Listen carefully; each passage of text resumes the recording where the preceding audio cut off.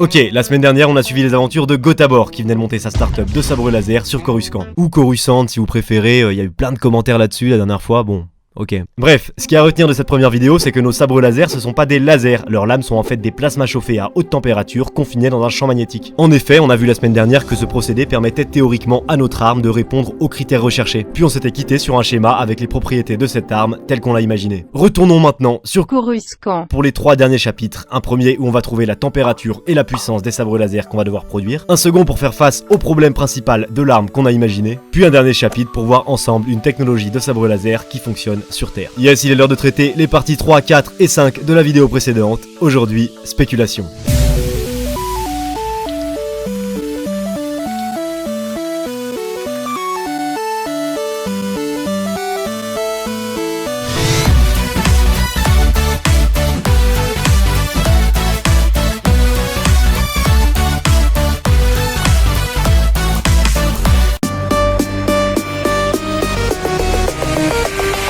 T'aimes bien la menace fantôme? C'est bof.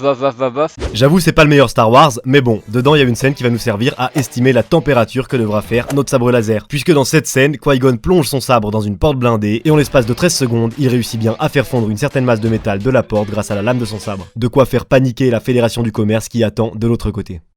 Appelez les index s'il vous plaît. Ok, mode spéculation activé, c'est l'heure de faire des petits calculs pour trouver la puissance dégagée par le sabre laser dans cette scène. Comme on le voit avec cette formule, l'énergie nécessaire pour faire fondre la porte avec notre sabre laser est proportionnelle à la quantité de métal fondu, à la température du sabre T et aux propriétés de ce métal. Commençons par les propriétés du métal. Mais alors, quel est ce métal, vous me direz? Bah c'est très certainement un métal fictif de l'univers de Star Wars. Je pense même que c'est du Dunium, mais malheureusement sur ce métal, j'ai juste trouvé une page Wikipédia qui indiquait pas de propriétés physiques. Du coup, je me suis renseigné de mon côté, les armoires fortes sont souvent faites en acier, de même pour les portes blindées, je prends donc de l'acier pour mon calcul. Et ça y est, j'ai des propriétés physiques pour le métal de la porte. Ensuite, quelle est la masse d'acier que Qui-Gon fait fondre? Et bah c'est parti pour les estimations foireuses, puisqu'avec ces 3 plans combinés et la taille de Qui-Gon, on peut estimer cette distance à environ 1 mètre. Ensuite, on assimile le métal fondu à un demi-arc de cercle ayant les dimensions suivantes. Puis je vous passe les détails des calculs, mais avec cette formule et mes estimations, je peux approximer le volume du demi-arc de cercle fondu à environ 0,014 m3. J'ai le volume de métal, le métal c'est de l'acier, je combine ces deux infos en multipliant le volume de métal par la masse volumique de l'acier pour vous dire que la masse de métal fondu par Qui-Gon est d'environ 109 kg. 2 tiers du taf est fait, maintenant dernier point, la température du sabre. Bah le sabre fond une porte en acier et la température de fusion de l'acier elle est d'environ 1400 degrés, donc la température minimum du sabre laser de Qui-Gon est aussi de 1400 degrés. Mais en vrai c'est sûrement encore plus, ça on le voit grâce aux couleurs de l'acier fondu. Il est très jaune et tire même vers le blanc à certains endroits, or j'ai trouvé cette palette de couleurs de l'acier en fonction de sa température, et avec toutes ces infos incroyables on va pouvoir dire que le métal est porté à près de 2000 degrés. Température du sabre, 2000 degrés. Ça fait beaucoup là! On a tout ce qu'on voulait, la Triforce est complétée, je peux donc injecter toutes ces inconnues dans l'équation d'énergie, afin de vous dire que l'énergie thermique nécessaire pour faire fondre la porte est de 132 mégajoules. Et ensuite, je l'ai dit, le temps mis par Qui-Gon pour faire ça, il est de 13 secondes, or puissance est égale à énergie sur temps. Conséquence, pour la découpe de la porte, la puissance dégagée par le sabre est de 10,5 mégawatts. Allez, on se repose le cerveau quelques secondes après tous ces calculs à base d'images calmes et de musique zen.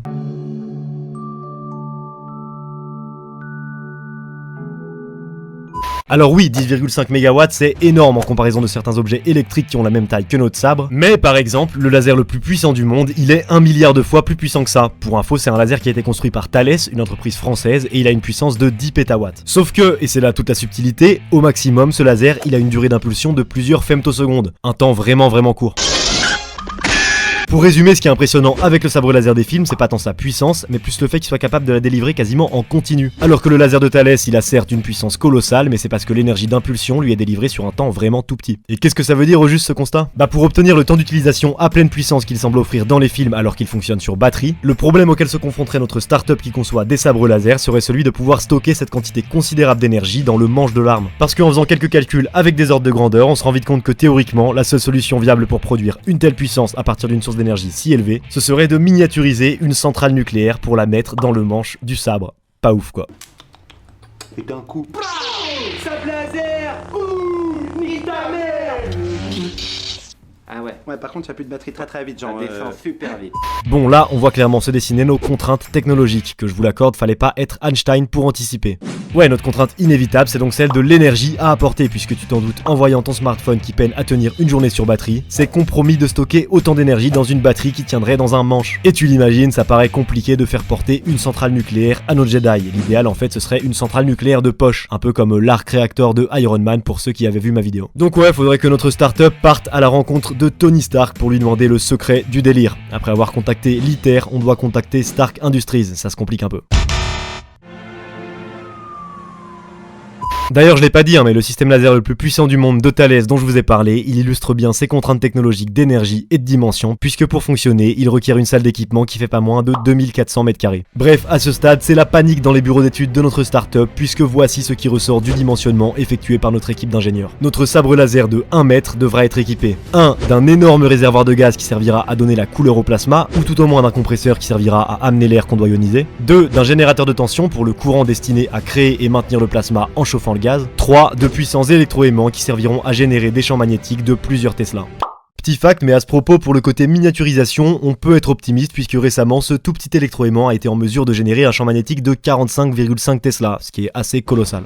Maintenant, la cerise sur le gâteau, tous ces dispositifs a priori très coûteux en énergie pour l'utilisation qu'on veut en faire devront donc être alimentés par un dispositif de type centrale nucléaire, qu'on remplacerait volontiers par un arc réacteur si seulement une telle technologie pouvait exister.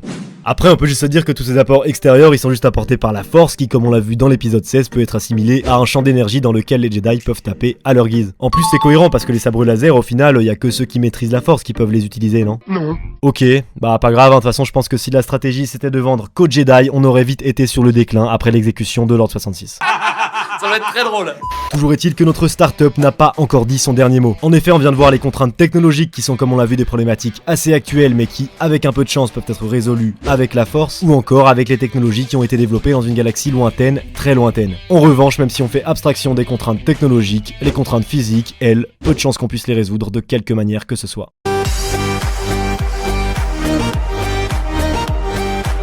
Allez, dernière partie sur le prototype. T'inquiète, pas de soucis, après cette partie-là, je te présente le prototype de sabre laser qui a déjà été conçu sur Terre. Parce que briser des enfances avec spéculation, c'est bon quoi.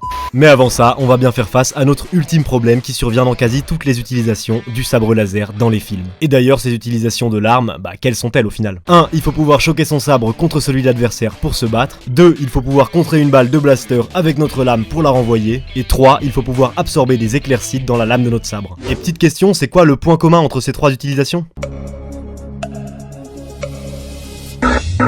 Dans le 1, tu confrontes deux lames plasma qui vont se choquer entre elles. Dans le 2, tu confrontes ta lame plasma à un tir de blaster. Et ce qui sort d'un blaster, c'est rien de plus qu'un plasma figé. Ouais, c'est forcément la même technologie que le sabre. Enfin, dans le cas 3, c'est pas une surprise, on en a parlé dans la partie 1 sur la force. Les éclairs, c'est aussi des plasmas. Conséquence, dans les trois cas d'utilisation de notre arme, on confronte notre plasma magnétisé à un autre plasma magnétisé.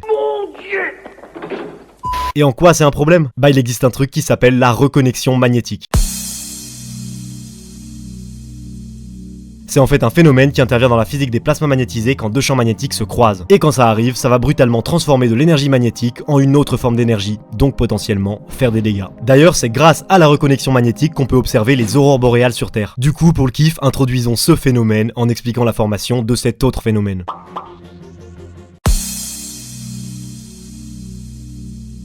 Alors, cette histoire, elle commence au niveau du soleil qui, comme tu le sais peut-être, est très agité en surface puisqu'on y observe fréquemment des éruptions solaires, ou plus généralement des vents solaires. Et ces phénomènes, sans qu'on le sache, ils nous impactent directement puisqu'ils font que le soleil éjecte en quasi permanence des particules de plasma, donc des particules chargées énergétiquement, en direction de la Terre. Mais, heureusement pour nous, ces particules ne nous atteignent pas puisque le fait qu'elles soient chargées induit qu'elles sont écartées par le champ magnétique terrestre. En revanche, comme elles sont chargées, elles génèrent elles aussi un champ magnétique, et ce dernier vient grandement perturber le champ magnétique terrestre. Ainsi, au lieu de ressembler à ça, il ressemble plutôt à ça. Ouais, le champ de la face côté jour de la Terre va venir se tasser, pendant que le champ sur la face nuit va lui s'étendre et s'aplanir grandement vers l'horizon. Et c'est dans cette deuxième partie du champ qu'on observe des reconnexions magnétiques, puisque les lignes de champ, initialement censées ne pas se toucher, vont rentrer en collision. Et là, bam, leur croisement libère une grande quantité d'énergie, c'est la reconnexion magnétique. Maintenant, en quoi ça explique les aurores boréales? Bah la reconnexion de ces lignes de champ distinctes, elle va 1. Produire de la chaleur et 2. Accélérer les particules présentes. Conséquence, grâce à une sorte d'impulsion, une partie de ces vents solaires est reconduite vers les pôles magnétiques terrestres et ces derniers viennent alors exciter les atomes présents dans l'atmosphère des pôles nord et sud, les poussant à émettre de la lumière quand ils se désexciteront. Et nous, pendant ce temps, on est juste sur Terre tranquille, on lève la tête et on voit ça.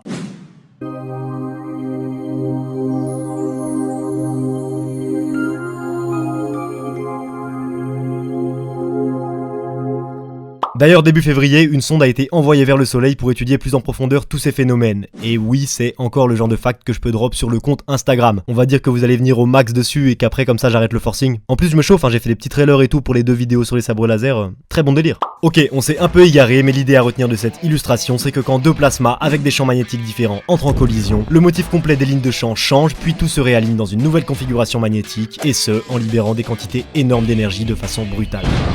Ainsi, forcément, le combat de sabre laser tel qu'on le connaît dans les films, eh bien il entraînerait des reconnexions magnétiques quasi systématiques à chaque choc entre nos 2 lames de plasma confinées. Et du coup, quelles conséquences pour les Jedi qui se battent? Bah c'est dur à dire, mais ce serait au minimum des éjections à grande vitesse de plasma brûlant lors des chocs entre leurs lames. Oui, après chaque combat, il y a de fortes chances pour que les Jedi ressemblent tous à Anakin sur Mustafar. D'ailleurs, certes, c'est valable pour les combats de sabre, mais aussi pour l'arrêt des tirs blasters avec notre lame, ou encore pour l'absorption des éclairs de Palpatine, parce que tous ces phénomènes font intervenir des plasmas. Et j'en parle pas, mais le problème principal vis-à-vis des éclairs de Palpatine, c'est que les plasmas sont très conducteurs. Je vous fais un schéma ou pas? Aïe, notre startup vient de concevoir une arme qui a l'aspect qu'on attendait, mais qui ne répond à absolument aucun des critères d'utilisation. Oh merde! Oh, c'est con ça! Bref, tout semble au point mort dans notre startup, et encore j'ai passé sous silence d'autres points. Mais bon, toujours est-il que quelque chose semble pointer le bout de son nez. Un nouvel espoir. Après avoir bataillé pour se faire une place à Coruscant avec son produit, Gotabor est sur le point d'abandonner. En effet, les technologies terrestres ne semblent pas aptes à reproduire une telle technologie. Et pourtant, sur Terre, il y a déjà des gens qui ont produit un sabre laser. Yes, j'avais promis en début d'épisode, je vous l'offre dès maintenant, le premier vrai sabre laser conçu par l'homme. Évidemment, ça ne s'est pas fait au CNRS et ça utilise des technologies bien plus simplistes que celles qu'on a étudiées dans ces 2 vidéos, mais c'est bien un sabre avec une lame brillante, chaude et tranchante. En fait, ce prototype il a été réalisé par une chaîne YouTube américaine qui s'appelle The Hacksmith. C'est une chaîne qui cherche à rendre réelles toutes les technologies qu'on retrouve dans les œuvres de fiction, un peu comme moi, sauf que eux c'est mieux, ils font les choses pendant que je me contente de les théoriser. Et ce projet de sabre laser, il leur a demandé 3 ans et une dizaine de vidéos, du coup moi, pour le kiff, je vous résume ça en 2 minutes. L'idée c'est juste de faire un sabre chaud et brillant, qui fasse du bruit quand tu le bouges et qui puisse couper des trucs. Avec ça, leur constat il est simple, un métal chauffé il devient chaud et brillant et sa température peut lui permettre de couper des trucs. La lame ce sera donc un métal chaud. Bien sûr leur prototype il a vachement évolué entre 2017 et fin 2019 où ils présentent la version finale, mais si je devais le résumer, voici ce que je dirais. Pour la lame du sabre, ils ont pris des tiges de métal et ils ont donc dû se casser la tête pour trouver le bon métal. Après étude, leur sélection les a menés vers un choix A, le titane qui rendait nickel pour la brillance et l'aspect, mais problème, à haute température, la tige devenait toute molle. Ah! Du coup, il y a eu un choix B, le tungstène, ayant une température de fusion bien plus haute, qui lui restait bien rigide à haute température. Problème, il s'oxydait et donc fumait beaucoup trop pour rendre réaliste. Et tout a commencé dans le bas de cette... 2 choix, 2 problèmes, égale un compromis.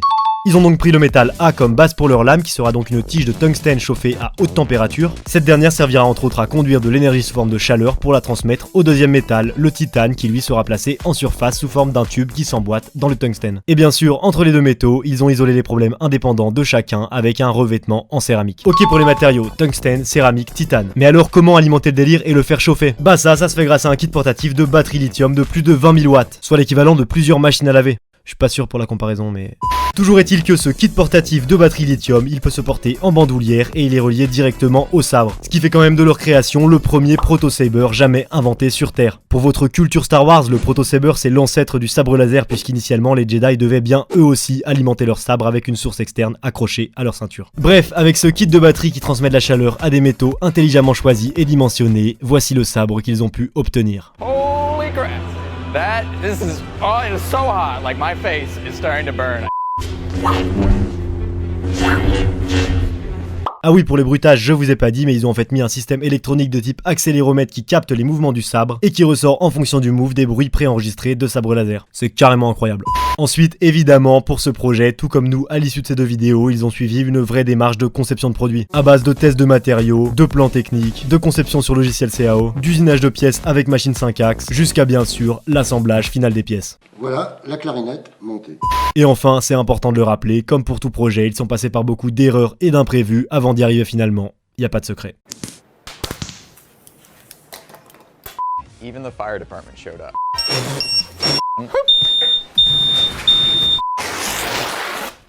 Allez checker leur chaîne, c'est assez intéressant, mais en attendant, retour sur Coruscant pour aller aux nouvelles auprès de notre ingénieur et qui est Gotabor. Malgré l'échec de ce projet de sabre laser, c'en est pas fini pour Expansion puisque la startup a décidé de changer de cap. Elle vient en effet de se reconvertir dans le business de vaisseaux spatiaux et le premier modèle qu'ils commercialiseront s'appellera le Faucon Millennium. La startup place beaucoup d'espoir en ce produit et espère qu'elle trouvera une clientèle. Toujours est-il que c'est bien à bord de ce vaisseau qu'on partira bientôt explorer les planètes de la galaxie pour le 3e et dernier épisode de cette trilogie de spéculation sur la science de Star Wars. Sur ce, moi je vous dis à bientôt, il y a du neuf qui arrive très vite je pense. Gotabor, out.